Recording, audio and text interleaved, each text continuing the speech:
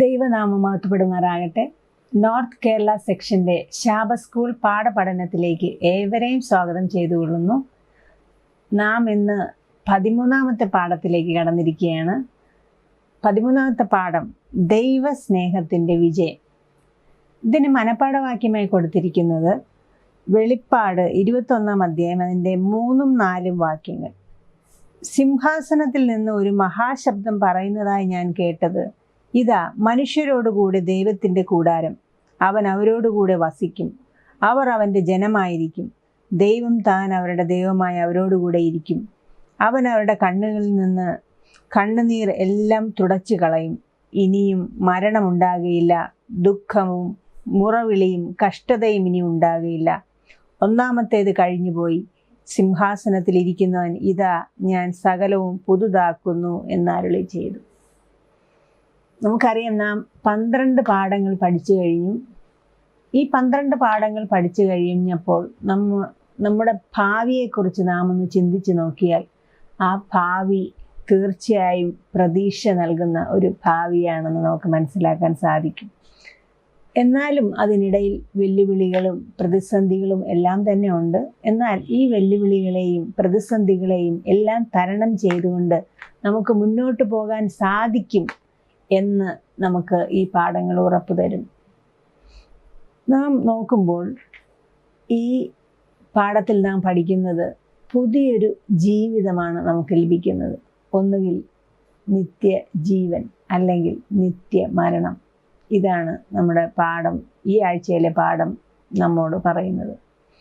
നാം നോക്കുമ്പോൾ പണ്ട് അമേരിക്കൻ പ്രസിഡൻ്റായിരുന്ന ഫ്രാങ്ക്ലിൻ ഡി റൂസ്വെൽറ്റ്, അദ്ദേഹം 1933 മുതൽ 45 വരെയാണ് അമേരിക്കയിലെ പ്രസിഡൻ്റായിരുന്നത്. എന്നാൽ ഈ അമേരിക്കയിലെ പ്രസിഡൻ്റായിരുന്ന കാലഘട്ടം മുഴുവൻ തന്നെയും വളരെ പ്രയാസകരമായ കാലഘട്ടമായിരുന്നു അദ്ദേഹത്തെ സംബന്ധിച്ചിടത്തോളം.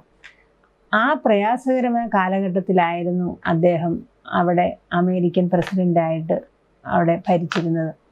അദ്ദേഹത്തിന് പോളിയോ ബാധിച്ചു. ആ പോളിയോ ബാധിച്ച ആ സാഹചര്യത്തിൽ വളരെയധികം ബുദ്ധിമുട്ടി, പരസഹായമില്ലാതെ നടക്കാൻ പോലും വയ്യാതെ അദ്ദേഹം തളരുകയുണ്ടായി. ഈ സാഹചര്യത്തിൽ അദ്ദേഹം ഇപ്രകാരം എഴുതുകയുണ്ടായി: ചക്രവാളത്തിനപ്പുറം ഒരു മെച്ചപ്പെട്ട ജീവിതമുണ്ട്, മെച്ചപ്പെട്ട ഒരു ലോകവുമുണ്ടെന്ന പ്രതീക്ഷയും വിശ്വാസവും ബോധ്യവും ഞങ്ങളെപ്പോഴും മുറുകെ പിടിച്ചിരിക്കുന്നു എന്നവിടെ അദ്ദേഹം അവസാന കാലത്ത് എഴുതുകയുണ്ടായി. അതുപോലെ നാം നോക്കുമ്പോൾ പ്രസിദ്ധ ശാസ്ത്രജ്ഞനായ ആൽബർട്ട് ഐൻസ്റ്റീൻ ഇപ്രകാരം എഴുതി: ഇന്നലകളിൽ നിന്ന് പഠിക്കുക, ഇന്നത്തേക്ക് ജീവിക്കുക, നാളേക്കായി പ്രതീക്ഷിക്കുക. നാം നോക്കുമ്പോൾ ഒരു ആളിൻ്റെ ജീവിത അവസാനത്തിൽ അവർ എല്ലാം സംഗ്രഹിച്ചുകൊണ്ട് അവർക്ക് എഴുതാൻ സാഹചര്യം ലഭിക്കുകയാണെങ്കിൽ അവരുടെ ജീവിതത്തിൽ നിന്ന് ലഭിച്ച അനുഭവങ്ങളും പാഠങ്ങളും ഉൾക്കൊള്ളിച്ചായിരിക്കും അദ്ദേഹം എഴുതുന്നത്, അല്ലെങ്കിൽ ആ വനിത എഴുതുന്നത്. നാം നോക്കുമ്പോൾ വിക്ടോറിയ രാജ്ഞിയുടെ ഭരണകാലത്തെ ഒരു ജനപ്രിയ ഇംഗ്ലീഷ് കവിയായിരുന്നു ആൽഫ്രഡ് ടെന്നിസൺ. ഈ ആൽഫ്രഡ് ടെന്നിസൺ ഒരിക്കൽ ഇപ്രകാരം എഴുതി: വരാനിരിക്കുന്ന വർഷത്തിൻ്റെ ഉമ്മറപ്പടിയിൽ നിന്ന് പ്രത്യാശ പുഞ്ചിരിക്കുന്നു, ഇത് സന്തോഷകരമായിരിക്കും എന്ന് മന്ത്രിക്കുന്നു. എല്ലാവർക്കും അവരുടെ ജീവിത അവസാനത്തെത്തുമ്പോൾ ഇനിയും പ്രതീക്ഷയുണ്ട്, പ്രത്യാശയുണ്ട് എന്നുള്ളൊരു ചിന്ത അവരുടെ ഉള്ളിലേക്ക് കടന്നു വരുന്നു. നാം ഈ ക്വാർട്ടറിലെ അവസാനത്തെ പാഠമായ ഈ ദൈവസ്നേഹത്തിൻ്റെ വിജയം എന്നുള്ള ഈ പാഠം നാം പഠിക്കുമ്പോൾ ക്രിസ്തുവിൻ്റെ അചഞ്ചലമായ സ്നേഹവും നന്മയും തിന്മയും തമ്മിലുള്ള പോരാട്ടത്തിൽ അവൻ്റെ സമ്പൂർണവും സമഗ്രവുമായ വിജയവും നാം കാണും. വേദപുസ്തകത്തിലെ അവസാന പുസ്തകമായ വെളിപ്പാടിൽ ഇന്നത്തേക്കും നാളത്തേക്കും പിന്നെ എന്നേക്കുമുള്ള പ്രത്യാശ നൽകുന്നു. ഈ പാഠത്തിൽ വൻ പോരാട്ടം എന്ന പുസ്തകത്തിൻ്റെ 19 മുതൽ 42 വരെയുള്ള അധ്യായത്തെ അടിസ്ഥാനമാക്കിയാണ് ഈ പ്രാവശ്യത്തെ പാഠം. നമുക്ക് തുടർന്ന് പഠിക്കാം. നമുക്ക് ഞായറാഴ്ചത്തെ പാഠത്തിലേക്ക് പോകാം. ഞായറാഴ്ചത്തെ പാഠത്തിൻ്റെ തലക്കെട്ട് പ്രതിസന്ധിയിൽ പ്രത്യാശ. ഇതിൽ കൊടുത്തിരിക്കുന്നത് 2ാം വരവിന് തൊട്ടു മുമ്പുള്ള സംഭവ വികാസങ്ങളെക്കുറിച്ചാണ്. നാം നോക്കുമ്പോൾ അതിന് കുറേ വാക്യങ്ങൾ കൊടുത്തിരിക്കുന്നു. വെളിപ്പാട് 22:11-12 അതിൽ കൃപയുടെ വാതിൽ അടഞ്ഞതായിട്ട് കാണിക്കുന്നു. അതുപോലെ ദാനിയേൽ 12:1-2 പറഞ്ഞിരിക്കുന്നു, ചിലർ നിത്യജീവനായും ചിലർ നിത്യനിന്ദയ്ക്കായും ഉയർത്തെഴുന്നേൽക്കും എന്ന്. അതുപോലെ തന്നെ ഇരമ്യാവ് 30-ാം അധ്യായം അതിൻ്റെ 5-7 വരെ പറഞ്ഞിരിക്കുന്നു, നോവ് കിട്ടിയ സ്ത്രീയെ പോലെ എന്നവിടെ പറഞ്ഞിരിക്കുന്നു. അതായത് ഒരു സ്ത്രീ ആയാലും പുരുഷനായാലും ആ വ്യക്തി ഒരു നോവ് കിട്ടിയ ആളെപ്പോലെ നടുവിന് കൈയും കൊടുത്ത് ആയിരിക്കും എന്നാണ് പറഞ്ഞിരിക്കുന്നത്. ഇവിടെ വെളിപ്പാട് 16-ാം അധ്യായം നാം നോക്കുമ്പോൾ അവിടെ അവസാനത്തെ 7 ബാധകളെക്കുറിച്ച് പറഞ്ഞിരിക്കുന്നു. നമുക്ക് ആ വാക്യങ്ങളൊന്ന് വായിക്കാം. ഒന്നാമത്തവൻ പോയി തൻ്റെ കലശം ഭൂമിയിൽ ഒഴിച്ചു. അപ്പോൾ മൃഗത്തിൻ്റെ മുദ്രയുള്ളവരും അതിൻ്റെ പ്രതിമയെ നമസ്കരിക്കുന്നവരുമായ മനുഷ്യർക്ക് വല്ലാത്ത ദുർവ്രണം ഉണ്ടായി. ഒന്നാമത്തെ ആള് അത് ഒഴിച്ചത് ഭൂമിയിലാണ്. ഭൂമിയിൽ ഒഴിച്ചപ്പോൾ മൃഗത്തിൻ്റെ മുദ്രയുള്ളവരും അതിൻ്റെ പ്രതിമയെ നമസ്കരിക്കുന്നവർക്കും മനുഷ്യർക്കും വല്ലാത്ത ദുർവ്രണം ഉണ്ടായി. അടുത്ത രണ്ടാമത്തവൻ തൻ്റെ കലശം സമുദ്രത്തിലൊഴിച്ചു. അപ്പോൾ അത് മരിച്ചവൻ്റെ രക്തം പോലെ ആയിത്തീർന്നു. സമുദ്രത്തിലെ ജീവജന്തു ഒക്കെയും ചത്തുപോയി. രണ്ടാമത്തവൻ കലശം ഒഴിച്ചത് സമുദ്രത്തിലാണ്. ആ സമുദ്രത്തിൽ ഒഴിച്ചപ്പോൾ അത് മരിച്ചവൻ്റെ രക്തം പോലെ ആയിത്തീർന്നു. അപ്പോൾ സമുദ്രത്തിലെ ജീവജന്തുക്കളൊക്കെയും ചത്തുപോയി. അതുപോലെ തന്നെ മൂന്നാമത്തെ ദൂതൻ തൻ്റെ കലശം നദികളിലും നീരുറവകളിലും ഒഴിച്ചു. അവ രക്തമായി തീർന്നു. നദികളിലും നീരുറവകളിലാണ് മൂന്നാമത്തെ ദൂതൻ തൻ്റെ കലശം ഒഴിച്ചത്. അപ്പോൾ ജലാധിപതിയായ ദൂതൻ ഇവണ്ണം പറയുന്നത് ഞാൻ കേട്ടു, ഇരിക്കുന്നവനും ഇരുന്നവനുമായി പരിശുദ്ധനായുള്ളവേ, നീ ഇങ്ങനെ ന്യായം വിധിച്ചതുകൊണ്ട് നീതിമാനാകുന്നു. വിശുദ്ധന്മാരുടെയും പ്രവാചകന്മാരുടെയും രക്തം അവർ ചിഹ്നിച്ചതുകൊണ്ട് നീ അവർക്ക് രക്തം കുടിപ്പാൻ കൊടുത്തു. അതിന് അവർ യോഗ്യർ തന്നെ. അവണ്ണം യാഗപീഠവും അതെ, സർവശക്തിയുള്ള ദൈവമായ കർത്താവെ, നിന്റെ ന്യായവിധികൾ സത്യവും നീതിയുള്ളതുമാണെന്ന് ഞാൻ കേട്ടു. നാലാമത്തവൻ തൻ്റെ കലശം സൂര്യനിൽ ഒഴിച്ചു. അപ്പോൾ തീ കൊണ്ട് മനുഷ്യരെ ചുടുവാൻ തക്കവണ്ണം അതിന് അധികാരം ലഭിച്ചു. മനുഷ്യർ അത്യുഷ്ണത്താൽ വെന്തുപോയി. ഈ ബാധകളിൻ്റെ മേൽ അധികാരമുള്ള ദൈവത്തിൻ്റെ നാമത്തെ ദുഷിച്ചതല്ലാതെ അവന് മഹത്വം കൊടുപ്പാൻ തക്കവണ്ണം മാനസാന്തരപ്പെട്ടില്ല എന്നിവിടെ പറഞ്ഞിരിക്കുകയാണ്. അപ്പോൾ അത്യുഷ്ണത്താൽ വെന്തുപോകുന്നതായിരുന്നു അടുത്ത നാലാമത്തെ കലശം. അഞ്ചാമത്തവൻ തൻ്റെ കലശം മൃഗത്തിൻ്റെ സിംഹാസനത്തിന്മേൽ ഒഴിച്ചു. അപ്പോൾ അതിൻ്റെ രാജ്യം ഇരുണ്ടുപോയി. അവർ കഷ്ടത നിമിത്തം നാവ് കടിച്ചുകൊണ്ട് കഷ്ടങ്ങളും വ്രണങ്ങളും ഹേതുവാൽ സ്വർഗത്തിലെ ദൈവത്തെ ദുഷിച്ചതല്ല തങ്ങളുടെ പ്രവൃത്തികളെ വിട്ട് മാനസാന്തരപ്പെട്ടില്ല. ഇവിടെ അഞ്ചാമത്തിന് ഒഴിച്ചപ്പോൾ അവിടെ ആ മൃഗത്തിൻ്റെ രാജ്യം ഇരുണ്ടു പോകുന്നതായിട്ട് നമുക്കിവിടെ കാണാൻ സാധിക്കുന്നു. അതുപോലെ തന്നെ ആറാമത്തവൻ തൻ്റെ കലശം യൂഫ്രാത്തേസ് എന്ന മഹാനദിയിൽ ഒഴിച്ചു. കിഴക്ക് നിന്ന് വന്ന രാജാക്കന്മാർക്ക് വഴി ഒരുങ്ങേണ്ടതിന് അതിലെ വെള്ളം വറ്റിപ്പോയി. മഹാസർപ്പത്തിൻ്റെ വായിൽ നിന്നും മൃഗത്തിൻ്റെ വായിൽ നിന്നും കള്ളപ്രവാചകൻ്റെ വായിൽ നിന്നും തവളയെപ്പോലെ 3 അശുദ്ധാത്മാക്കൾ പുറപ്പെടുന്നത് ഞാൻ കണ്ടു. ഇവ സർവ്വഭൂതലത്തിലുമുള്ള രാജാക്കന്മാരെ സർവശക്തനായ ദൈവത്തിൻ്റെ മഹാദിവസത്തിലെ യുദ്ധത്തിന് കൂട്ടിച്ചേർപ്പാൻ അത്ഭുതങ്ങൾ ചെയ്തുകൊണ്ട് അവരുടെ അടുക്കലേക്ക് പുറപ്പെടുന്ന ഭൂതാത്മാക്കൾ തന്നെ. നമ്മളിപ്പോഴും കാണുന്നുണ്ട് കള്ളപ്രവാചകന്മാരെ, നാം കേട്ടതുമാണ്. ഞാൻ കള്ളനെ പോലെ വരും, തൻ്റെ ലജ്ജ കാണുമാറ് നഗ്നനായി നടക്കാതിരിപ്പാൻ തൻ്റെ ഉടുപ്പ് സൂക്ഷിച്ചും ജാഗരിച്ചും കൊള്ളുന്നവൻ ഭാഗ്യവാൻ. അവരെ എബ്രായ ഭാഷയിൽ ഹർമഗദോൻ എന്നു പേരുള്ള സ്ഥലത്ത് കൂട്ടിച്ചേർത്തു. ഏഴാമത്തവൻ തൻ്റെ കലശം ആകാശത്തിൽ ഒഴിച്ചു. അപ്പോൾ സംഭവിച്ചു തീർന്നു എന്ന ഒരു മഹാശബ്ദം ദൈവാലയത്തിലെ സിംഹാസനത്തിൽ നിന്ന് വന്നു. മിന്നലും നാദവും ഇടിമുഴക്കവും വലിയ ഭൂകമ്പവും ഉണ്ടായി. ഭൂമിയിൽ മനുഷ്യരുണ്ടായത് മുതൽ അതുവരെ അത്ര വലിയൊരു ഭൂകമ്പം ഉണ്ടായിട്ടില്ല. മഹാനഗരം 3 അംശമായി പിരിഞ്ഞു. ജാതികളുടെ പട്ടണങ്ങളും വീണുപോയി. ദൈവകോപത്തിൻ്റെ ക്രോധമധ്യമുള്ള പാത്രം മഹാബാബിലോന് കൊടുക്കേണ്ടതിന് അവളെ ദൈവസന്നിധിയിൽ ഓർത്തു. സകല ദ്വീപ് മൂടിപ്പോയി, മലകൾ കാണാനില്ലാതായി. താലന്തോളം ഖനമുള്ള കല്ലായി വലിയ കന്മഴ ആകാശത്ത് നിന്ന് മനുഷ്യരുടെ മേൽ പെയ്തു. കന്മഴയുടെ ബാധ ഏറ്റവും വലുതാകൊണ്ട് മനുഷ്യർ ആ ബാധ നിമിത്തം ദൈവത്തെ ദുഷിച്ചു. ഇതാണ് 7 ബാധകൾ.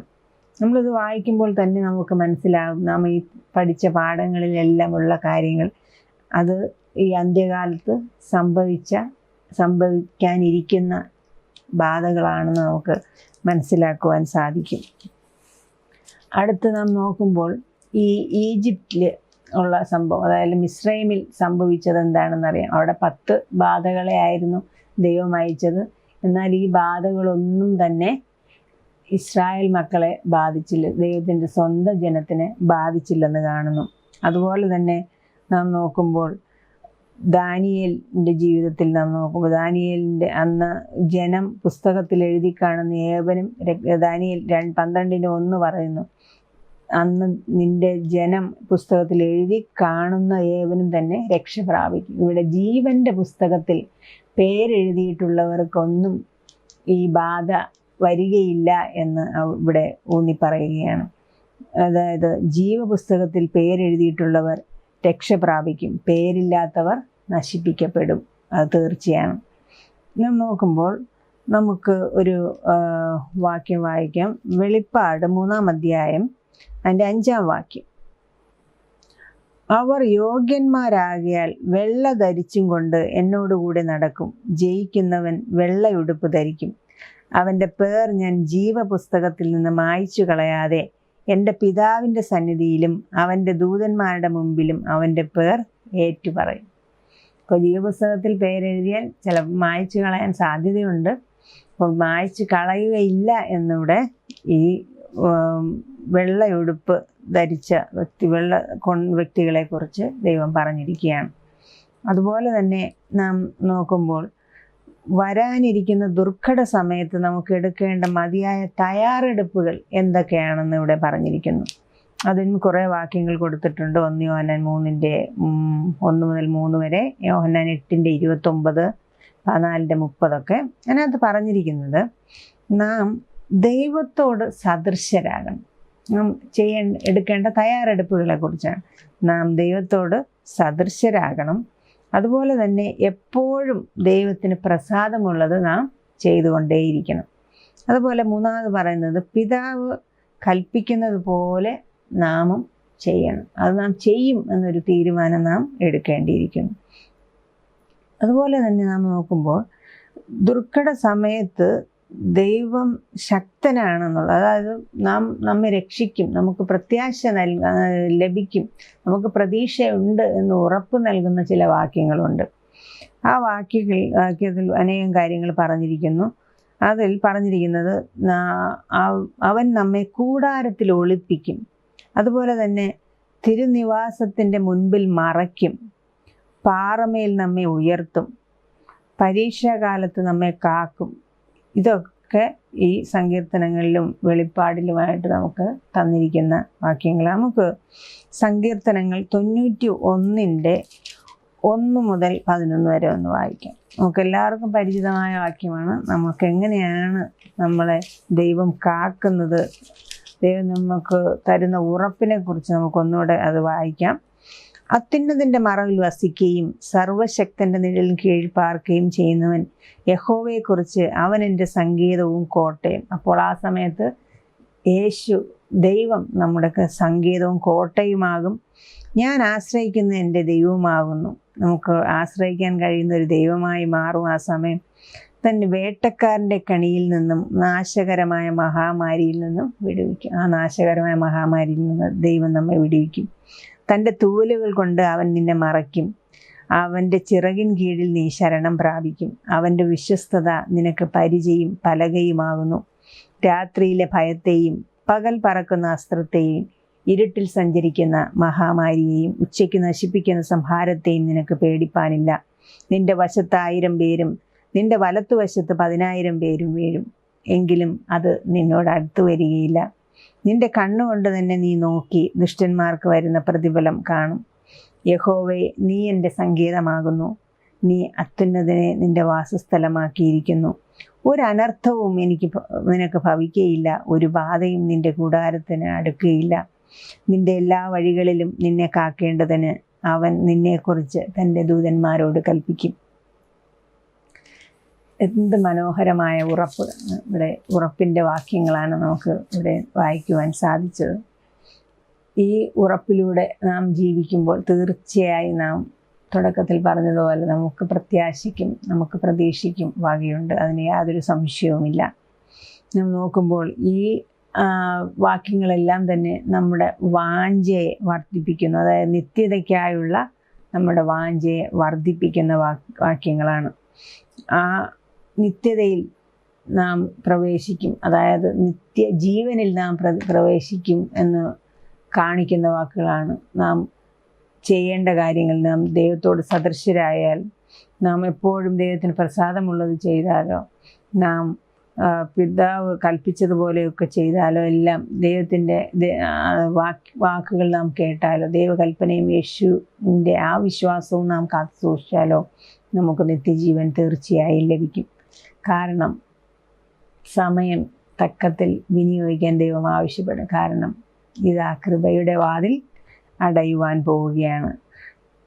വിശുദ്ധ മന്ദിരത്തിൽ കർത്താവായ യേശു ക്രിസ്തു തൻ്റെ മധ്യസ്ഥത അവസാനിപ്പിക്കുവാൻ പോവുകയാണ്. ആ മധ്യസ്ഥത അവസാനിപ്പിച്ച് നമ്മെ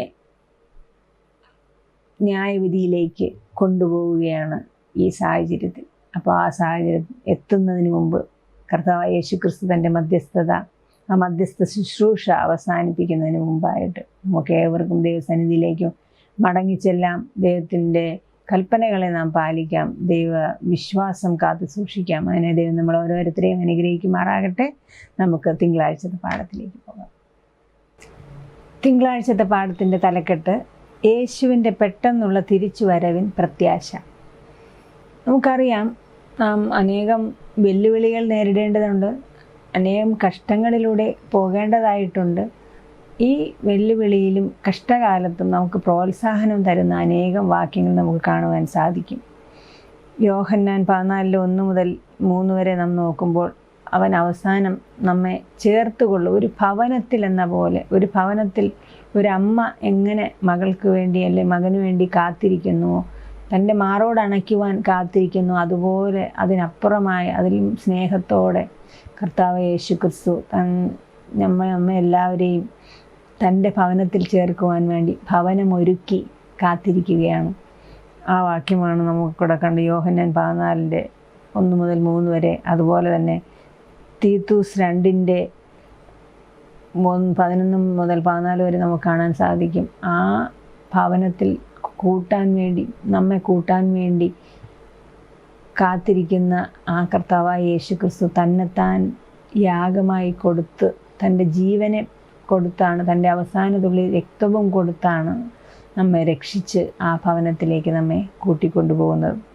നാം പുതിയ നിയമത്തിൽ നാം നോക്കുമ്പോൾ ഓരോ 25 വാക്യം കഴിയുമ്പോഴും നമുക്ക് കർത്താവായ യേശു ക്രിസ്തുവിൻ്റെ രണ്ടാം വരവിനെ സൂചിപ്പിക്കുന്ന വാക്യങ്ങൾ കാണുവാൻ സാധിക്കും. ഇവിടെ നമുക്ക് ഈ പാഠത്തിൽ 2 മാനസിക അവസ്ഥയെക്കുറിച്ച് പറഞ്ഞിരിക്കുന്നു. അതായത് ഒന്നാമത്തെ ആണെങ്കിൽ ദൈവത്തിനെതിരായ മത്സരിക്കുന്ന ഒരു കൂട്ടർ, അതുപോലെ തന്നെ രക്ഷകരമായ കൃപയോടുകൂടി ദൈവത്തോട് ചേരണമെന്ന് ആഗ്രഹിക്കുന്ന ഒരു കൂട്ടർ. ഈ ദൈവത്തിനെതിരായി മത്സരിക്കുന്ന കൂട്ടർക്ക് അവർക്ക് ഭയമുണ്ടാകും, കുറ്റബോധം, ശിക്ഷാവിധിയുടെ ആ പേടി, ശാശ്വതമായ നഷ്ടം ലഭിക്കും എന്നുള്ള ഒരു ഭയം, അതിലേക്കെല്ലാം ഈ ദൈവത്തിനെതിരായി മത്സരിക്കുന്നവർ നീങ്ങുന്നു. അതുപോലെ തന്നെ നാം മറുവശം, അതായത് ദൈവത്തോടൊപ്പം ചേരണമെന്ന് ആഗ്രഹിക്കുന്നവർക്കാണെങ്കിൽ പാപമോചനത്തിലേക്കും സമാധാനത്തിലേക്കും കർത്താവായ യേശു ക്രിസ്തുവിൻ്റെ മഹത്തായ രണ്ടാം വരവിൻ്റെ നിത്യമായ സന്തോഷത്തിലേക്കും അവരെ ദൈവം നയിക്കുന്നു. ഇതുപോലെ ഇവിടെ നാം നോക്കുമ്പോൾ 2 മാനസികാവസ്ഥ. ദൈവത്തെ സ്വീകരിക്കുന്നവർക്ക് ഒരു പ്രത്യേക മാനസികാവസ്ഥയും അവരുടെ പ്രത്യാശയും സന്തോഷവും ഒന്ന് വേറെ തന്നെയാണ്. എന്നാൽ ദൈവത്തെ അംഗീകരിക്കാതെ ദൈവത്തിനോട് എതിർത്ത് നിൽക്കുന്നവരുടെ മാനസികാവസ്ഥ തികച്ചും വ്യത്യസ്തമായിരിക്കും. നമുക്ക് ഒരു 1-2 വാക്യം വായിക്കാം. ആ വാക്യത്തിലൂടെ നമുക്ക് മനസ്സിലാക്കാൻ സാധിക്കും ക്രിസ്തുവിലൂടെ സൗജന്യമായി നൽകിയ മഹത്തായ രക്ഷയോട് നാം എങ്ങനെ പ്രതികരിക്കുമെന്ന് ആ വാക്യങ്ങളിൽ കൊടുത്തിരിക്കുന്നു. നമുക്ക് നോക്കാം. വെളിപ്പാട് 15-ാം അധ്യായം അതിൻ്റെ 3-4 വാക്യങ്ങൾ. അവർ ദൈവത്തിൻ്റെ ദാസനായ മോശയുടെ പാട്ടും കുഞ്ഞാടിൻ്റെ പാട്ടും പാടി ചൊല്ലിയത്: സർവശക്തിയുള്ള ദൈവമായ കർത്താവേ, നിന്റെ പ്രവൃത്തികൾ വലുതും അത്ഭുതവുമായവ. സർവജാതികളുടെയും രാജാവേ, നിന്റെ വഴികൾ നിത്യവും സത്യവുമുള്ളവ, നീതിയും സത്യവുമുള്ളവ. കർത്താവേ, ആർ നിന്റെ നാമത്തെ ഭയപ്പെടാതെയും മഹത്വപ്പെടുത്താതെയും ഇരിക്കും? നീയല്ലോ ഏക പരിശുദ്ധൻ. നിന്റെ ന്യായവിധികൾ വിളങ്ങി വന്നതിനാൽ സകല ജാതികളും വന്ന് തിരുസന്നിധിയിൽ നമസ്കരിക്കും. ഈ നിത്യതയിലേക്ക്, ദൈവത്തിൻ്റെ ഭാഗത്തേക്ക് ചേരുന്നവരുടെ ആ സന്തോഷമാണ് ഇവിടെ പ്രകടമാക്കിയിരിക്കുന്നത്. അവർ പാട്ട് പാടും, അവർ മോശയുടെ പാട്ടും കുഞ്ഞാടിൻ്റെ പാട്ടും പാടും എന്നിവിടെ പറഞ്ഞു. അതുപോലെ തന്നെ അവർ എപ്പോഴും നിത്യം സ്തുതിച്ചുകൊണ്ടിരിക്കും എന്ന് നമുക്കിവിടെ കാണാൻ സാധിക്കും. നമുക്കൊരു വാക്യം കൂടെ വായിക്കാം. 19-ന്റെ 7-ാം വാക്യം. നാം സന്തോഷിച്ച് ഉല്ലസിച്ച് അവന് മഹത്വം കൊടുക്കുക. കുഞ്ഞാടിൻ്റെ കല്യാണം വന്നല്ലോ, അവൻ്റെ കാന്തയും തന്നെത്താൻ ഒരുക്കിയിരിക്കുന്നു. ഇപ്പോൾ കുഞ്ഞാടിൻ്റെ കല്യാണം വന്നുവല്ലോ എന്നിവിടെ പറഞ്ഞിരിക്കുകയാണ്. ആ കല്യാണം വന്ന സമയത്ത് അവരെല്ലാം സന്തോഷിച്ച് ഉല്ലസിക്കുകയാണ്. അത് ആണ് അവരുടെ സന്തോഷ പ്രകടനം. നോക്കുമ്പോൾ ഈ അവസാന യുദ്ധം എങ്ങനെയായിരിക്കും, അവസാന യുദ്ധത്തെക്കുറിച്ച് നാം നോക്കുമ്പോൾ അതിന് ഒരു വാക്യം നമുക്ക് ഒരെണ്ണം വായിക്കാം. അനേകം വാക്യങ്ങളുണ്ട്, എന്നാലും ഒരെണ്ണം വായിക്കാം. വെളിപ്പാട് 12-ാം അധ്യായം അതിൻ്റെ 7-ാം വാക്യം, 17-ാം വാക്യം നമുക്ക് പരിചിതമായ വാക്യമാണ്. മഹാസർപ്പം സ്ത്രീയോട് കോപിച്ചു, ദൈവകൽപ്പന പ്രമാണിക്കുന്നവരും യേശുവിൻ്റെ സാക്ഷ്യമുള്ളവരുമായി അവളുടെ സന്തതിയിൽ ശേഷിപ്പുള്ളവരോട് യുദ്ധം ചെയ്യാൻ പുറപ്പെട്ടു. അവൻ കടൽപ്പുറത്തെ മണലിന്മേൽ നിന്നു എന്ന് പറയുകയാണ്. അപ്പോൾ ഇവിടെ മഹാസർപ്പം യുദ്ധം ചെയ്യാൻ തയ്യാറായി കടൽപ്പുറത്തെ മണലിന്മേൽ നിൽക്കുകയാണ്. അത് കഴിയുമ്പോൾ കുഞ്ഞാട് പോരാടി കഴിയുമ്പോൾ അവിടെ വെള്ളക്കുതിര നമുക്ക് കാണാൻ സാധിക്കും. ഈ വെള്ളക്കുതിരയിലിരിക്കുന്നവൻ നീതിയോടെ പോരാടി ആ യുദ്ധം ജയിക്കുക തന്നെ ചെയ്യും. മഹാസർപ്പത്തെ തോൽപ്പിച്ചുകൊണ്ട് ആ യുദ്ധം ജയിക്കും. അങ്ങനെ ഒരു ശുഭപര്യവസാനിയായിട്ട് ഇത് മാറും. നമുക്ക് ഇനി ചൊവ്വാഴ്ചത്തെ പാഠത്തിലേക്ക് പോകാം. ചൊവ്വാഴ്ചത്തെ പാഠത്തിൻ്റെ തലക്കെട്ട് സഹസ്രാബ്ദം ഭൂമിയിൽ. നാം വെളിപ്പാട് 19-ാം അധ്യായത്തിൽ നാം നോക്കുമ്പോൾ അവിടെ കാണുന്നത് യേശുവിൻ്റെ 2ാം വരവിൻ്റെ ആദ്യഘട്ടത്തെക്കുറിച്ചാണ് നമുക്കവിടെ കാണാൻ സാധിക്കുന്നത്. അതായത് 2ാം വരവിൻ്റെ ആദ്യഘട്ടത്തിൽ യേശു വരുന്ന സമയത്ത് തന്നെ മരിച്ച നീതിമാന്മാർ ഉയർത്തെഴുന്നേൽക്കും. അതുപോലെ തന്നെ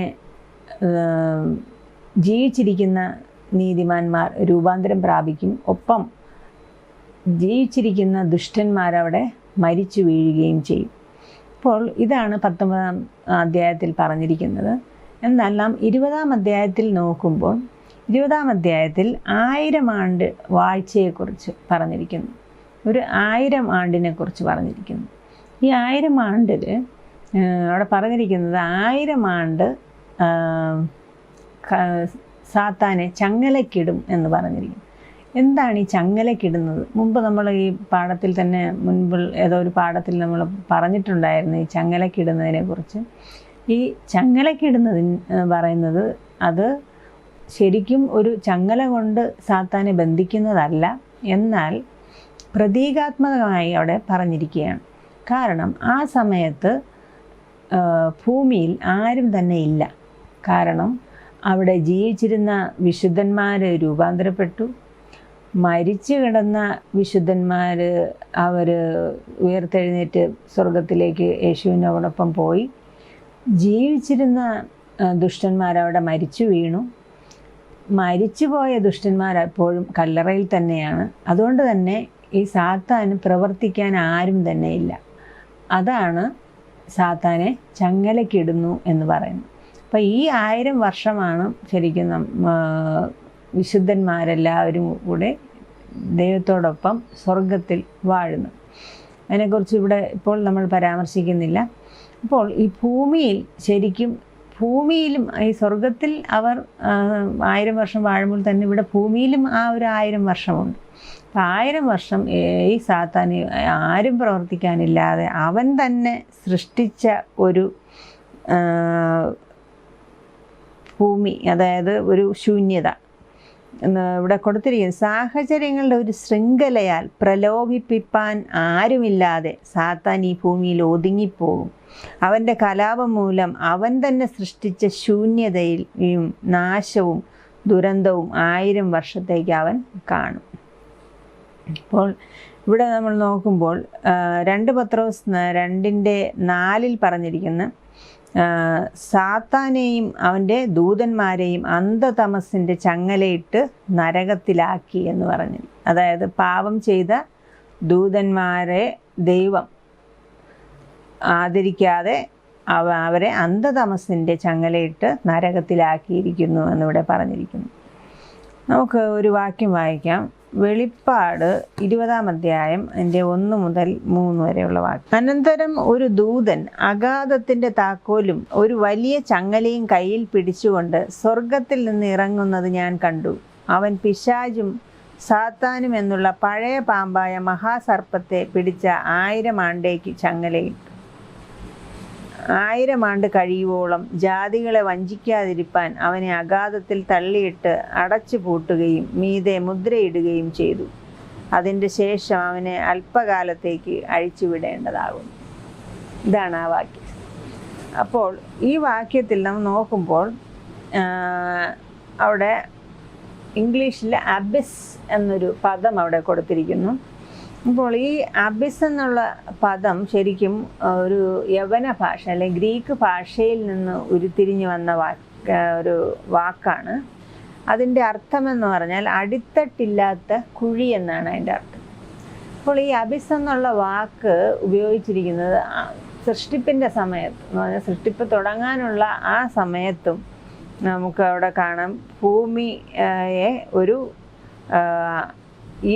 ഭൂമി പാഴായും ശൂന്യമായിരുന്നു, ആഴത്തിന്മീതെ ഇരുൾ ഉണ്ടായിരുന്നു എന്ന് നമ്മൾ അവിടെ കാണുന്നു. അപ്പോൾ ഈ അന്ന് ഉള്ള ആ പാഴും ശൂന്യവുമായിരുന്ന ഭൂമിയെയും അബിസ് എന്ന് തന്നെയാണ് വിശേഷിപ്പിച്ചിരുന്നത്. അതായത് അതിന് അടിത്തട്ടില്ല എന്നാണ് അവിടെ വിശേഷിച്ചിരിക്കുന്നത്. അപ്പോൾ ഇവിടെയും ഈ സാത്താനെ ആക്കുന്നതും ആ വാക്യത്തിനകത്തും പറഞ്ഞിരിക്കുന്നത് കഴിവോളം അതിനെ സാത്താനെ ഏറ്റവും അടിത്തട്ടിൽ ഭൂമിയുടെ ദൂതൻ അഗാധത്തിൻ്റെ താക്കോലും കൊണ്ടുവന്ന് ഭൂമിയുടെ അടിത്തട്ടിലേക്ക് 1000 ആണ്ട് ചങ്ങലയ്ക്കിടും എന്നാണ് ഇവിടെ പറഞ്ഞിരിക്കുന്നത്. അഗാധത്തിൽ തള്ളിയിടും, അവിടെ അടച്ചു പൂട്ടും എന്നാണ് ഇവിടെ പറഞ്ഞിരിക്കുന്നത്. അപ്പോൾ ഈ അഗാധം എന്ന് ഉദ്ദേശിക്കുന്നത് വേറൊരു നരകമല്ല, വേറെ ഭൂമിക്കും താഴെ ഒരു സ്ഥലമല്ല എന്ന് നമുക്ക് ഈ അബിസ് എന്നുള്ള വാക്കുകൊണ്ട് തന്നെ മനസ്സിലാക്കാൻ സാധിക്കും. കാരണം നേരത്തെ ഈ അബിസ് എന്നുള്ള വാക്ക് ഉപയോഗിച്ചത് ഭൂമിയെ പാഴും ശൂന്യമായി കിടന്ന ആ ഒരു സാഹചര്യത്തിലാണ് നമുക്ക് അവിടെ കാണാൻ സാധിക്കുന്നത്. അതുപോലെ തന്നെ ഇവിടെ വീണ്ടും അത് ഉപയോഗിക്കുന്നതും ഈ ഭൂമിയെ തന്നെ ഉദ്ദേശിച്ചാണ്. അത് അല്ലാതെ അത് പാതാളത്തിലേക്ക് നമ്മൾ പോകുന്നില്ല, അത് ഭൂമിയെ തന്നെയാണ് ഇവിടെ ഉദ്ദേശിക്കുന്നത്. അതുകൊണ്ട് ഈ സാത്താൻ ഭൂമിയിൽ തന്നെയാണ് ഈ 1000 വർഷം ആയിരിക്കുന്നത് എന്ന് നമുക്കിവിടെ മനസ്സിലാക്കാൻ സാധിക്കുന്നു. അത് ഏതെങ്കിലും ഒരു ഭൂഗർഭ ഗുഹയോ അല്ലെങ്കിൽ പ്രപഞ്ചത്തിൽ എവിടെയെങ്കിലും ഉള്ള ഒരു അഗാധമായ ഗർത്തമോ അല്ല എന്ന് നമുക്കിവിടെ മനസ്സിലാക്കാൻ സാധിക്കുന്നു. അതുപോലെ തന്നെ ഈ പ്രവചന പുസ്തകത്തിൽ യിരെമ്യാവിൻ്റെ പുസ്തകത്തിൽ നമുക്ക് 2 സ്ഥലത്ത് ഈ പാഴും ശൂന്യവുമായിരിക്കുന്ന ഈ സാഹചര്യം അവിടെ കൊടുത്തിട്ടുണ്ട്. നമുക്ക് അത് 2 ഒന്നാമത്തെ എന്ന് പറഞ്ഞാൽ യിരെമ്യാവ് 4-ാം അധ്യായം അതിൻ്റെ 23 മുതൽ 26 വരെയുള്ള വാക്യം. അതിൽ ഭൂമി പാഴും ശൂന്യവുമാണെന്ന് പറഞ്ഞിരിക്കുന്നു. ആകാശത്തിൽ പ്രകാശമില്ല, പർവ്വതങ്ങൾ വിറയ്ക്കുന്നു, കുന്നുകൾ ആടിക്കൊണ്ടിരിക്കുന്നു, ഒരു മനുഷ്യനെയും കണ്ടില്ല, ആകാശത്തിലെ പക്ഷികൾ പറന്നു പോയിരിക്കുന്നു, ഉദ്യാനം മരുഭൂമിയായി തീർന്നിരിക്കുന്നു, പട്ടണങ്ങൾ ഇടിഞ്ഞു പോയിരിക്കുന്നു. ഇതാണ് അവിടെ കണ്ടത്. അടുത്ത 25-ന്റെ 33-ൽ കൊടുത്തിരിക്കുന്നു. നിഹതന്മാർ ഭൂമിയുടെ ഒരറ്റം മുതൽ മറ്റേ അറ്റം വരെ വീണ് കിടക്കും, അവരെക്കുറിച്ച് ആരും വിലപിക്കയില്ല, അവരെ എടുത്ത് കുഴിച്ചിടുകയില്ല, അവർ നിലത്തിന് വളമായിത്തീരും. കാരണം നമുക്കറിയാം, ദുഷ്ടന്മാർ മരിച്ചു വീണ ആ ഒരു നിലം, ആ ഒരു ഭൂമിയാണ് അവിടെ, ആ സാഹചര്യമാണ് അവിടെ യിരെമ്യാവ് വിവരിച്ചിരിക്കുന്നത്. നാഹൂം 1:9 നോക്കുമ്പോൾ കഷ്ടത 2 പ്രാവശ്യം പൊങ്ങി വരികയില്ല എന്നവിടെ പറഞ്ഞിരിക്കും. അതായത് ഈ അവസാന കാലഘട്ടത്തിൽ ദൈവം ഉദ്ദേശിക്കുന്നത് പാപത്തിൻ്റെ നിത്യമായ നാശമാണ്. ഒരിക്കലും ഇനി പാപം പൊങ്ങി വരാത്ത വണ്ണമാണ് അതിനെ നശിപ്പിക്കുന്നത്. അതുകൊണ്ട് തന്നെ ഈ നാഹൂം പ്രവാചകൻ പറഞ്ഞതുപോലെ കഷ്ടത ഇനി ഒരിക്കലും 2 പ്രാവശ്യം പൊങ്ങി വരികയില്ല എന്ന് പറയുന്ന പോലെ പാപം ഇനി ഒരിക്കലും പൊങ്ങി വരാത്ത വിധമാണ് ദൈവം പാപത്തെ നശിപ്പിച്ച് കളയുന്നത്. നമുക്കിനി ബുധനാഴ്ചത്തെ പാഠത്തിലേക്ക് പോകാം. ബുധനാഴ്ചത്തെ പാഠത്തിൻ്റെ തലക്കെട്ട് സഹസ്രാബ്ദത്തിലെ ന്യായവിധി. നമുക്കൊരു വാക്യം വായിക്കാം. വെളിപ്പാട് 20-ാം അധ്യായം അതിൻ്റെ 4 മുതൽ 6 വരെയുള്ള വാക്യം. ഞാൻ ന്യായാസനങ്ങളെ കണ്ടു, അവയിൽ ഇരിക്കുന്നവർക്ക് ന്യായവിധിയുടെ അധികാരം കൊടുത്തു. യേശുവിൻ്റെ സാക്ഷ്യവും ദൈവവചനവും നിമിത്തം തല ഛേദിക്കപ്പെട്ടവരും മൃഗത്തെയോ അതിൻ്റെ പ്രതിമയോ നമസ്കരിക്കാതിരുന്നവരും നെറ്റിയിലും കൈമേലും അതിൻ്റെ മുദ്ര കൈക്കൊള്ളാതിരുന്നവരുമായവരുടെ ആത്മാക്കളെയും ഞാൻ കണ്ടു. അവർ ജീവിച്ച 1000 ആണ്ട് ക്രിസ്തുവിനോടുകൂടി വാണു. മരിച്ചതിന് ശേഷമുള്ളവർ 1000 ആണ്ട് കഴിയുവോളം ജീവിച്ചില്ല. ഇത് 1-ാമത്തെ പുനരുത്ഥാനം. 1-ാമത്തെ പുനരുത്ഥാനത്തിൽ പങ്കുള്ളവർ ഭാഗ്യവാനും വിശുദ്ധനുമാകുന്നു. അവരുടെ മേൽ 2-ാമത്തെ മരണത്തിന് അധികാരമില്ല. അവർ ദൈവത്തിനും ക്രിസ്തുവിനും പുരോഹിതന്മാരായി ക്രിസ്തുവിനോടുകൂടി 1000 ആണ്ട് വാഴും. അപ്പോൾ നാം ഇവിടെ നോക്കുമ്പോൾ, നാം ചിന്തിക്കുമ്പോൾ തന്നെ നമുക്ക് മനസ്സിലാകും, ഈ 1000 ആണ്ട് എന്തായിരിക്കും വിശുദ്ധന്മാർ സ്വർഗത്തിൽ ചെയ്യുന്നത് എന്ന് നമുക്ക് ഒരു നിമിഷം ചിന്തിക്കാം. 1000 നമുക്കിവിടെ നോക്കുമ്പോൾ തന്നെ ന്യായാസനങ്ങളെ കണ്ടു എന്ന് പറയാം. അപ്പോൾ തീർച്ചയായും ഒരു ന്യായവിധി അവിടെ നടക്കുന്നുണ്ട്. ഈ ന്യായവിധി ചെയ്യാൻ നമുക്ക് അവിടെ അവസരം ലഭിക്കും. കാരണം ഈ ദുഷ്ടദൂതന്മാരുടെയും ഈ ദുഷ്ടന്മാരായി മരിച്ചവരുടെയും എല്ലാം ന്യായവിധി നടത്തുവാൻ നമുക്കവിടെ അധികാരം ലഭിക്കും. അതുപോലെ തന്നെ നമുക്ക് അനേകം സ്ഥലങ്ങൾ, അതുപോലെ പല പല ഗോളങ്ങളിൽ നമുക്ക് പോയി അവിടെ സന്ദർശിക്കുവാനും അതിൻ്റെ എല്ലാ മഹത്വവും ഭംഗിയും ആസ്വദിക്കുവാനും സാധിക്കും. അതുപോലെ തന്നെ നമുക്ക് സംശയങ്ങൾ എന്തെങ്കിലും ഉണ്ടെങ്കിൽ അതെല്ലാം തീർക്കുവാൻ സാധിക്കും.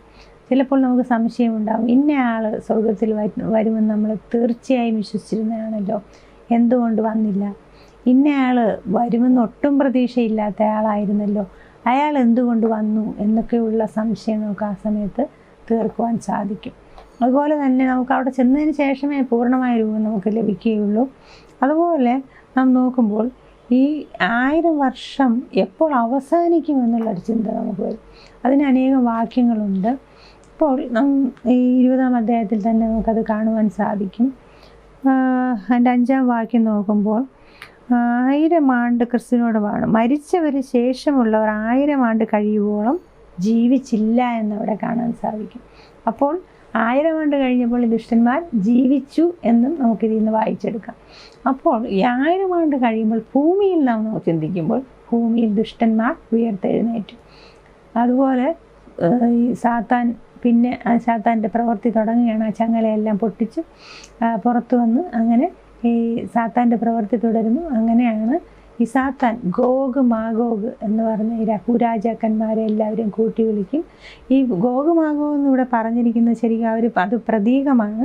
അതായത് എല്ലാ യുഗങ്ങളിലെയും ഇടയിലെയും രക്ഷിക്കപ്പെടാത്തവരുടെ ഒരു കൂട്ടമായിട്ടാണ് ഈ ഗോഗ് മാഗോഗ് നിലകൊള്ളുന്നത്. അപ്പോൾ ഈ അവരെല്ലാവരും കൂട്ടി നമുക്ക് ഇനി രക്ഷപ്പെടാൻ ഉള്ള അവസാന മാർഗമാണ്, നമുക്ക് ഈ യുദ്ധം എങ്ങനെയെങ്കിലും ജയിക്കണം, എങ്ങനെയെങ്കിലും ആ ദൈവത്തിനെയും നീതിയില്ലാത്ത ദൈവത്തിനെ അങ്ങനെയെല്ലാം ഈ സാത്താൻ പറയും, ദൈവത്തിനെയും കൂട്ടാളികളെയും നമുക്ക് എങ്ങനെയും നശിപ്പിക്കണം, അതിനെല്ലാം നശിപ്പിച്ച് നമുക്ക് പുതിയ രാജ്യം പിടിച്ചടക്കണമെന്നൊക്കെ അവർ ഈ സാത്താൻ എല്ലാവർക്കും നിർദ്ദേശം കൊടുത്ത് അവരെല്ലാവരും പടയാളികളുമെല്ലാം ആയിട്ട് അവർ കൂട്ടം കൂടും. ഈ സമയത്ത് തന്നെ സ്വർഗത്തിൽ 1000 ആണ്ട് കഴിയുമ്പോൾ അവർ എല്ലാ പ്രൗഢിയോടുകൂടി മേഘാരൂഢനായിട്ട് മേഘങ്ങൾ കാഹളത്തോടുകൂടി തന്നെ തിരിച്ച് മടങ്ങി വരും. പുതിയ യെരൂശലേം സ്വർഗത്തിൽ നിന്ന് ഒരു മണവാളനായി ഒരുങ്ങി നിന്ന് മണവാട്ടിയെ പോലെ അവിടെ നിന്ന് ആ തേജസ്സോടുകൂടി സ്വർഗത്തിൽ നിന്ന് താഴേക്ക് ഇറങ്ങി വരും. താഴേക്ക് ഇറങ്ങി വരുമ്പോൾ ഒലിവ് മല രണ്ടായി പിളരുകയും അവിടെ ഒരു സമതലം ഉണ്ടാവുകയും ആ സമനിലത്തിൽ ഈ പുതിയ യെരൂശലേം വരികയും ചെയ്യും. അപ്പോൾ ആ വിശുദ്ധന്മാരുടെ ആ പാളയത്തിനെ, ആ പ്രിയ നഗരത്തെയും ഈ സാത്താനും കൂട്ടരും വളഞ്ഞ് യുദ്ധത്തിനായിട്ട് നിൽക്കും. അപ്പോൾ ആ സമയത്ത് സ്വർഗത്തിൽ നിന്ന് തീ ഇറങ്ങി ഈ ദുഷ്ടന്മാരെ, സാത്താനും കൂട്ടരെയും എല്ലാം നശിപ്പിക്കും. അങ്ങനെ നശിപ്പിച്ചു കഴിഞ്ഞാൽ ഒരിക്കലും നമ്മൾ നാഹൂം 1:9 പറഞ്ഞതുപോലെ കഷ്ടത 2 പ്രാവശ്യം പൊങ്ങി വരികയില്ല എന്ന് പറഞ്ഞതുപോലെ പാപം പിന്നെ ഒരിക്കലും പൊങ്ങി വരാത്ത വിധം ദൈവം അത് നശിപ്പിക്കും. അത് നമുക്ക് തീർച്ചയാണ്. അത് നമുക്ക് ഇവിടുന്ന് മനസ്സിലാക്കുവാൻ സാധിക്കും. ഇവിടെ ചോദ്യം ചോദിച്ചിരിക്കുന്നു, അന്തിമവിധിയുടെ സമയം ദൈവത്തിൻ്റെ സ്വഭാവത്തെക്കുറിച്ച് എന്താണ് പറയുന്നത്? അന്തിമവിധിയിൽ നമുക്ക് തീർച്ചയായും മനസ്സിലാവും, ഒരു ആൾക്കും ഒരു കുറ്റവും പറയാത്ത രീതിയിൽ ദൈവം നീതിമാനാണ്, നീതിയോടെയാണ് അവൻ ന്യായം വിധിച്ചതെന്ന് നമുക്ക് ഇതിൽ നിന്ന് മനസ്സിലാക്കുവാൻ സാധിക്കും. നമുക്ക് വ്യാഴാഴ്ചത്തെ പാഠത്തിലേക്ക് പോകാം. വ്യാഴാഴ്ചത്തെ പാഠത്തിൻ്റെ തലക്കെട്ട് 2 നിത്യതകൾ. ഇവിടെ ന്യായവിധിയെക്കുറിച്ച് പറഞ്ഞിരിക്കുന്നു. അതിന് കുറേ വാക്യങ്ങൾ കൊടുത്തിട്ടുണ്ട്. 2 കൊരിന്ത്യർ 5-ാം അധ്യായം 10-ാം വാക്യത്തിൽ ന്യായാസനത്തിൻ്റെ മുൻപിൽ നാം എല്ലാവരും വെളിപ്പെടേണ്ടതാണ് എന്നവിടെ കൊടുത്തിരിക്കുന്നു. അതുപോലെ തന്നെ റോമർ 14:10-11 പറഞ്ഞിരിക്കുന്നു, എല്ലാ മുഴങ്കാലും അവിടെ മടങ്ങും. അവിടെ ഉദ്ദേശിക്കുന്നത് എല്ലാവരും ആ ദൈവത്തിൻ്റെ നീതി, അദ്ദേഹത്തിൻ്റെ ന്യായവിധി നീതിയുള്ളത് എന്ന് മനസ്സിലാക്കിക്കൊണ്ട് ദുഷ്ടന്മാർ പോലും അവിടെ മുട്ടുകുത്തും എന്നാണ് അവിടെ പറഞ്ഞിരിക്കുന്നത്. അതുപോലെ തന്നെ ന്യായവിധിയെക്കുറിച്ച് 20-ാം അധ്യായം, വെളിപ്പാട് 20-ാം അധ്യായം അതിൻ്റെ 11 മുതൽ 15 വരെയുള്ള വാക്യം നമുക്കൊന്ന് വായിക്കാം. ഞാൻ വലിയൊരു വെള്ള സിംഹാസനവും അതിലൊരുത്തൻ ഇരിക്കുന്നതും കണ്ടു. അവൻ്റെ സന്നിധിയിൽ നിന്ന് ഭൂമിയും ആകാശവും ഓടിപ്പോയി, അവയെ പിന്നെ കണ്ടില്ല. മരിച്ചവർ ആബാലവൃത്തം സിംഹാസനത്തിന് മുൻപിൽ നിൽക്കുന്നത് കണ്ടു. പുസ്തകങ്ങൾ തുറന്നു, ജീവൻ്റെ പുസ്തകം എന്ന മറ്റൊരു പുസ്തകം തുറന്നു.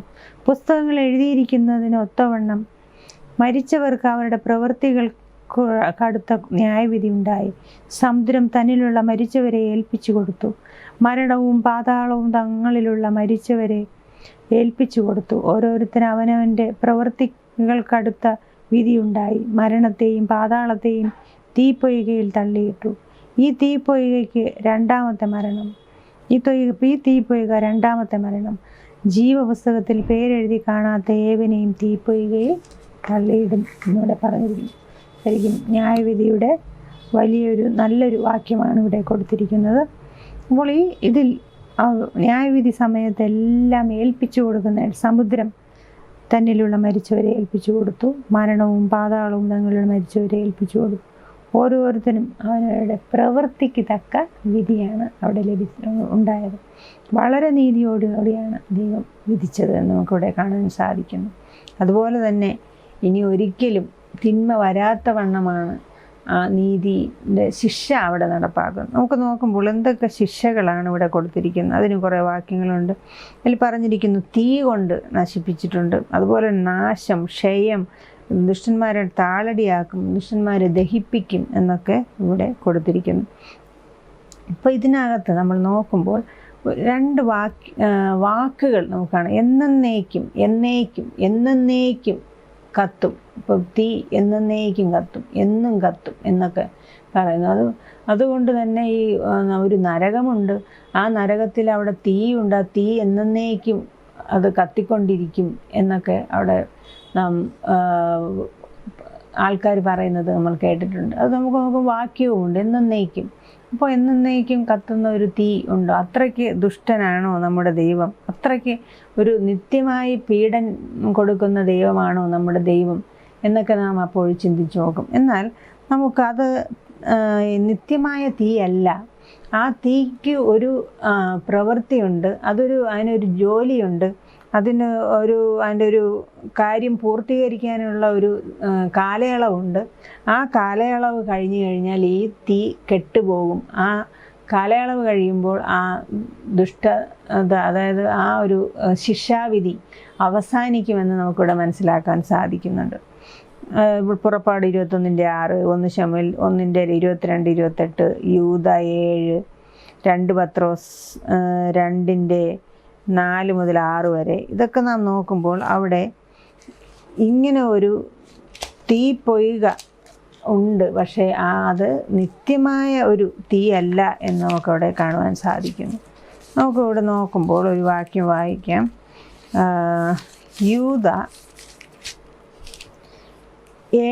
യൂദയുടെ പുസ്തകം 7-ാമത്തെ വാക്യം വായിക്കാം.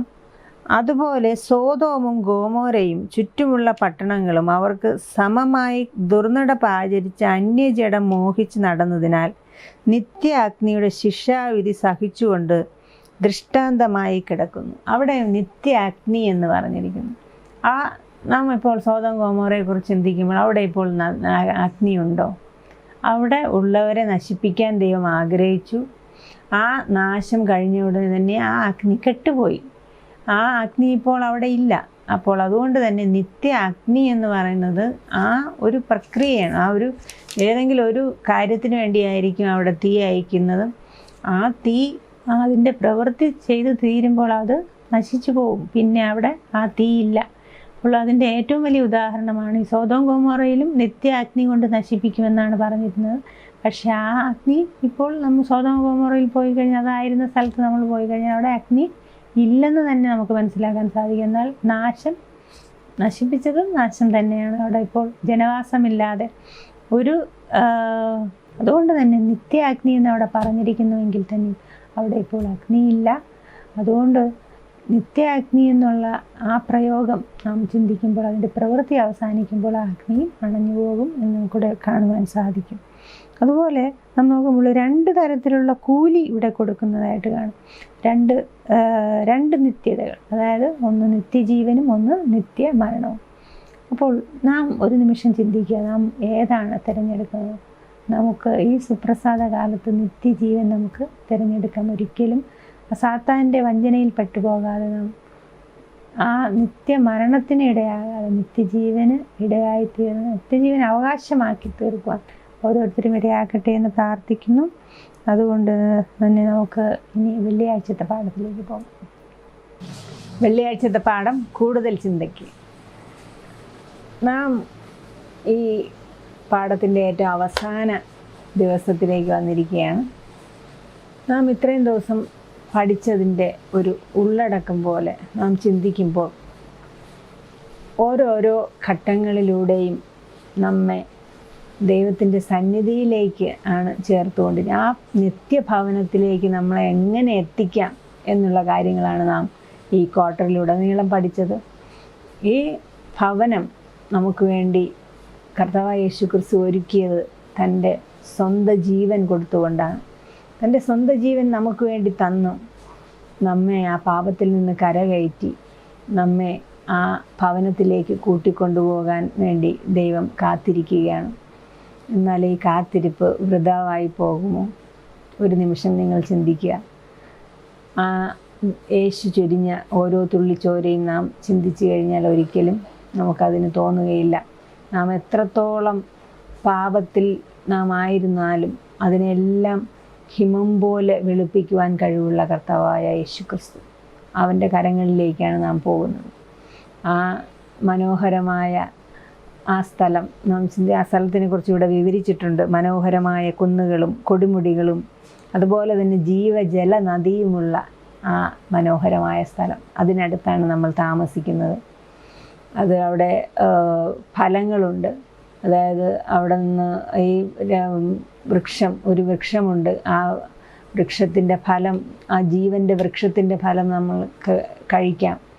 ആ അതിൻ്റെ ഇല എല്ലാ അസുഖത്തിനും അത് നല്ലതാണ് എന്ന് പറഞ്ഞിരിക്കുന്നു. നമുക്ക് അവിടെ ആ മനോഹാരിത ഒരിക്കലും വർണ്ണിക്കുവാൻ സാധിക്കും. ഒരു ചിത്രകാരന്മാർക്കും അത് വരച്ച് കാണിക്കുവാൻ സാധിക്കുകയില്ല. അത്രയ്ക്ക് മനോഹരമായിരിക്കും തീർച്ചയായ ആ പുതിയ യെരുശലേം. രോഗമില്ലാത്ത, ദുഃഖമില്ലാത്ത, വേർപാടില്ലാത്ത, സങ്കടങ്ങളൊന്നുമില്ലാത്ത, ഒരു പ്രതിസന്ധികളുമില്ലാത്ത ദൈവത്തോട് ഒത്തുവാഴുവാനുള്ള മഹാ അവസരമാണ് നമുക്കിവിടെ ലഭിക്കുന്നത്. ആ അവസരം ഒരിക്കലും നഷ്ടമാകരുതേ എന്ന് ഞാൻ നിങ്ങളോട് അപേക്ഷിക്കുകയാണ്. ഒരുപക്ഷെ എനിക്കിനിയും ഇതിലൂടെ പാഠം പഠിപ്പിക്കാൻ സാധിച്ചില്ലെന്ന് വരും. എന്നിരുന്നാൽ തന്നെയും നിങ്ങൾ ദൈവത്തിന് വേണ്ടി നിലകൊള്ളുക, സത്യത്തിന് വേണ്ടി നിലകൊള്ളുക. എന്തെങ്കിലും ദുഷ്ടതയും അനീതിയും നാം കാണുകയാണെങ്കിൽ നാം അതിനെ എതിർക്കുക. ഒരിക്കലും നമ്മളതിന് വശംവദരായി അതിലോട്ട് പെട്ടുപോകാതിരിക്കുക. പ്രിയമുള്ളവരെ, നമ്മൾ ദൈവത്തിൻ്റെ സന്നിധിയിൽ പോവുക, ദൈവത്തിൻ്റെ പക്ഷത്തായിരിക്കുക എന്നുള്ളതാണ് ഏറ്റവും പ്രധാനം. ഒരിക്കലും സാത്താൻ്റെ വഞ്ചനയിൽ പെട്ടുപോകാതെ നാം ആയിരിക്കുക. നാം ചർച്ചയ്ക്കുള്ള ചോദ്യങ്ങളിലൂടെ കൊടുത്തിരിക്കുന്നത്, എന്തുകൊണ്ടാണ് ഇത്രയും കാലം പാപം തുടരാൻ ദൈവം അനുവദിച്ചതെന്ന് നിങ്ങൾ കരുതുന്നു? അതേസമയം ഒരു മനുഷ്യനും ഈ ലോകത്ത് സ്വന്തം അസ്തിത്വത്തെക്കാൾ കൂടുതൽ കാലം കഷ്ടപ്പെടുന്നില്ല. അതായത് സ്വന്തം ജീവനേക്കാൾ കൂടുതൽ ആരും കഷ്ടപ്പെടുന്നില്ല. ആയിരക്കണക്കിന് വർഷത്തെ പാപവുമായി താരതമ്യം ചെയ്യുമ്പോൾ മനുഷ്യജീവിതം എത്ര വളരെ ചെറുതാണ്. തിന്മയുടെ ദുഷ്കരമായ ചോദ്യത്തെ നേരിടാൻ ഈ വീക്ഷണം നമ്മെ എങ്ങനെ സഹായിക്കും? വളരെ നാളുകൊണ്ട് തിന്മകൾ ചെയ്ത്, സഹസ്രാബ്ദം കൊണ്ട് തിന്മകൾ ചെയ്തെന്നാൽ നമ്മുടെ കഷ്ടകാലം എന്ന് പറയുന്നത് വളരെ ചുരുക്കമാണ് എന്നിവിടെ പറഞ്ഞിരിക്കുന്നു. അത് നീതിയാണോ പ്രവർത്തിച്ചതെന്ന് നമുക്ക് ചിലപ്പോൾ തോന്നിയേക്കും. ഒരിക്കലുമില്ല. കർത്താവ് യേശു ക്രിസ്തു നമ്മുടെ പാപത്തെക്കുറിച്ച് ബോധ്യം വരുത്തണം. ബോധ്യം വരുത്തിയിട്ട് മാത്രമേ നമുക്ക് ഉള്ള ശിക്ഷാവിധി ദൈവം നടപ്പാക്കുകയുള്ളൂ. അതിനധികം സമയം ആവശ്യമില്ല. അതിന് നമ്മൾ നിത്യ അഗ്നിയിൽ പെടുത്തേണ്ട ആവശ്യമില്ല. അത്രയ്ക്ക് ക്രൂരനൊന്നുമല്ല, അത്രയ്ക്ക് നിത്യപീഡകനുമല്ല നമ്മുടെ ദൈവം. അതുകൊണ്ട് തന്നെ ഈ വിധി തികച്ചും നീതിയുള്ളതാണ്. സഹസ്രാബ്ദം എന്നറിയപ്പെടുന്ന സഹസ്രാബ്ദ കാലഘട്ടം രക്ഷയുടെ പദ്ധതിയുമായി എങ്ങനെ യോജിക്കുന്നു? വീണ്ടെടുക്കപ്പെട്ട സകലർക്കും ദൈവത്തിൻ്റെ നീതിയും ന്യായവും സ്നേഹവും മനസ്സിലാക്കുവാനും നഷ്ടപ്പെട്ടു പോയവരുടെ മേൽ വീഴുന്ന ദൈവത്തിൻ്റെ അന്തിമ ന്യായവിധിയും അന്തിമ ശിക്ഷയും കാണാനും അവസരം ലഭിക്കും. ദൈവത്തിൻ്റെ സ്വഭാവത്തെക്കുറിച്ച് ഇതെന്താണ് പറയുന്നതെന്ന് ചിന്തിക്കുക. സഹസ്രാബ്ദം എന്നറിയപ്പെടുന്ന സഹസ്രാബ്ദ കാലഘട്ടം രക്ഷയുടെ പദ്ധതിയുമായിട്ട് തീർച്ചയായും യോജിച്ചു വരുന്നു എന്ന് നമുക്കിവിടെ മനസ്സിലാക്കാൻ സാധിക്കുന്നു. കാരണം ആ കാലഘട്ടത്തിൽ നാം പോയി കഴിയുമ്പോൾ മാത്രമാണ് എത്രത്തോളം നീതിമാനായിരുന്നു നമ്മുടെ ദൈവമെന്ന് മനസ്സിലാക്കും. സംശയങ്ങളെല്ലാം ചോദിച്ചുകൊണ്ട് നമുക്ക് എല്ലാ സംശയങ്ങളും മാറ്റി എല്ലാ മുഴങ്കാലും മടങ്ങുന്നു. നമ്മൾ റോമർ 14:10-15 കണ്ടു. എല്ലാ മുഴങ്കാലോടെ മടങ്ങുകയാണ്. അത് ദൈവം നീതിമാനാണ്, നീതിയോടെ തന്നെയാണ് ന്യായം വിധിച്ചത് എന്നാണ് അത് കാണിക്കുന്നത്. അപ്പോൾ ദൈവത്തിൻ്റെ സ്വഭാവത്തെക്കുറിച്ച് ദൈവം ഏറ്റവും നീതിമാനാണ്, നീതിമാൻ മാത്രം നീതിമാനാണ് എന്ന് നമുക്ക് ഉറപ്പിച്ച് പറയാൻ സാധിക്കും. അപ്പോൾ ഈ പാഠം ഇന്ന് ഇവിടെ അവസാനിക്കുകയാണ്, ഈ ക്വാർട്ടറും അവസാനിക്കുകയാണ്. അതുകൊണ്ട് തന്നെ നമ്മൾ ഈ പുസ്തകം കഴിവതും എല്ലാവരും അത് കളയാതെ സൂക്ഷിക്കുക. നിങ്ങളുടെ ഡ്രങ്ക് പെട്ടിയിലോ നിങ്ങൾ ഏറ്റവും ഭദ്രമായി സൂക്ഷിക്കുന്ന നിങ്ങളുടെ ഏറ്റവും വിലപ്പെട്ട കാര്യങ്ങൾ സൂക്ഷിക്കുന്നതിൻ്റെ കൂടെ നിങ്ങൾ ഈ പാഠപുസ്തകം സൂക്ഷിക്കുക. കാരണം ഇത് ഏറ്റവും വിലപ്പെട്ടതാണ്. ഈ അന്ത്യകാലത്ത് ഏറ്റവും ആവശ്യമുള്ള ഒരു പാഠമാണിത്. ഇത് നിങ്ങൾ വ്യക്തമായി ഇതുവരെയും പഠിച്ചില്ലെങ്കിൽ നിങ്ങൾക്ക് ഇനിയും പഠിക്കുവാൻ സാധിക്കും. ഈ പാഠങ്ങളൊക്കെ യൂട്യൂബിൽ ഇപ്പോഴും കൊണ്ട് നമുക്ക് ഇനിയായാലും എന്തെങ്കിലും സംശയം ഉണ്ടെങ്കിൽ അത് എടുത്തു വെച്ച് പഠിക്കുവാൻ സാധിക്കും. അപ്പോൾ ഇന്നത്തെ ഈ ക്വാർട്ടറിൻ്റെ അവസാന പാഠമായ പാഠം 13 ഇവിടെ അവസാനിക്കുകയാണ്. എൻ്റെ മനഃപ്പാഠമാക്കി ഞാൻ ഒരിക്കൽ കൂടി വായിക്കാൻ ആഗ്രഹിക്കുന്നു. സിംഹാസനത്തിൽ നിന്ന് ഒരു മഹാശബ്ദം പറയുന്നത് ഞാൻ കേട്ടത്, ഇതാ മനുഷ്യരോടുകൂടി ദൈവത്തിൻ്റെ കൂടാരം, അവൻ അവരോടുകൂടി വസിക്കും, അവർ അവൻ്റെ ജനമായിരിക്കും, ദൈവം താൻ അവരുടെ ദൈവമായി അവരോടുകൂടി ഇരിക്കും, അവൻ അവരുടെ കണ്ണിൽ നിന്നും കണ്ണുനീരെല്ലാം തുടച്ചു കളയും. ഇനിയും മരണമുണ്ടാകുകയില്ല, ദുഃഖവും മുറവിളിയും കഷ്ടതയും ഇനി ഉണ്ടാകുകയില്ല, ഒന്നാമത്തേത് കഴിഞ്ഞുപോയി, സിംഹാസനത്തിലിരിക്കുന്നവൻ ഇതാ ഞാൻ സകലവും പുതുതാക്കുന്നു എന്ന് അരുളി ചെയ്തു.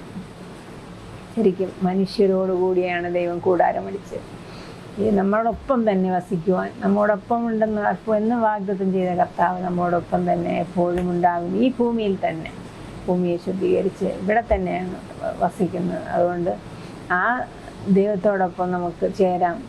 കർത്താവിൻ്റെ യേശു ക്രിസ്തുവിൻ്റെ 2ാം വരവിൽ ആ പുനരുത്ഥാനത്തിൽ അല്ലെങ്കിൽ നമ്മുടെ വീണ്ടെടുപ്പിൽ, ആദ്യത്തെ വീണ്ടെടുപ്പിൽ, അതായത് 2ാം മരണത്തിൽ നമ്മുടെ മേൽ അധികാരമില്ലാത്ത വിധം നാം ദൈവത്തോടൊപ്പമായിരിക്കുക. നമ്മുടെ ജീവിതകാലത്ത് തന്നെ യേശുവിനോടൊപ്പം ചേരണം, ദൈവത്തോടൊപ്പം ആയിരിക്കണമെന്ന് തന്നെയാണ് നമ്മൾ ഓരോരുത്തരെയും ആഗ്രഹം. അപ്പോൾ എങ്ങനെയാണെന്ന് നമുക്കറിയില്ല. നമ്മുടെ മരണശേഷമായാലും ആ പുനരുത്ഥാനത്തിൽ പങ്കുള്ളവരായി, രണ്ടാം മരണത്തിന് അർഹതയില്ലാത്തവരായി തീരുവാൻ ദൈവം നമ്മൾ ഓരോരുത്തരെയും അനുഗ്രഹിക്കട്ടെ. നമുക്ക് പ്രാർത്ഥിക്കാം. ഞങ്ങളത് വാത്സല്യമായി സ്നേഹിക്കുന്ന സ്വർഗസ്ഥ പിതാവേ, കർത്താവേ, ഈ നല്ല സമയത്തിനായി സ്തോത്രം. കർത്താവ് അവിടെ നിന്ന് അനുഗ്രഹിക്കണം. ഇതുവരെ അവിടെ നിന്ന് കൂടെ ഇരുന്ന കൃപയ്ക്കായി സ്തോത്രം. ഞങ്ങൾക്ക് ഈ പാഠം പഠിക്കാൻ തന്ന ആ വലിയ അവസരത്തെ സ്തോത്രം ചെയ്യുന്നു. ഈ പാഠം ഞങ്ങൾ ഓരോന്നും നന്നായി ഗ്രഹിക്കുവാനും അത് നന്നായി പഠിച്ചുകൊണ്ട് തന്നെ ദൈവത്തിൻ്റെ വരവിനായി ഒരുങ്ങുവാനും മറ്റുള്ളവരെ ഒരുക്കുവാനും അവിടെ ഇടയാക്കണം. ചോദിച്ചൊരു നന്മകളെ കൊണ്ട് നിറയ്ക്കണം. രക്ഷ നിർത്തും പ്രാർത്ഥനയ്ക്കുള്ള മാറാണ് സ്വർഗസ്ഥ പിതാവേ. ആമേൻ.